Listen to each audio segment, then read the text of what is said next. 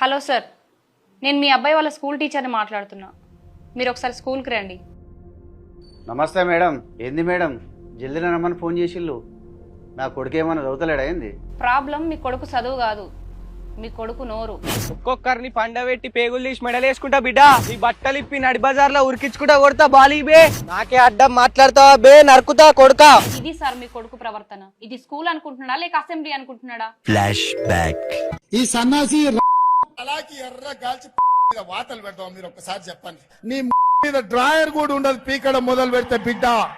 ఒక్కనొక్కని పండబెట్టి తొక్కి పేగులు తీసి మెడలేసుకొని ఊరేగుతాం బిడ్డ. ఇతనేరా మన నాయకుడు. సారీ మేడం, తప్పెక్కడ జరిగింది నాకు అర్థమైంది. ఇంకోసారి అలా జరగదు. నా కొడుకు కంటే నాకు ఏది ఎక్కువ కాదు. వెళ్ళొస్తా మేడం. సరే అండి.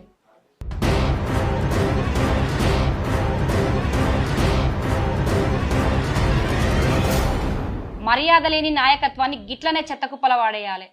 మన మర్యాద గల నాయకుణ్ణి మనమే గెలిపించుకోవాలి. కారు గుర్తుకే ఓటు వేస్తామని చెప్పుతుండ్రు జనము రన్న బీఆర్ఎస్ కారు గుర్తుకు ఓటేద్దాం, తెలంగాణను కాపాడుకుందాం. జై తెలంగాణ.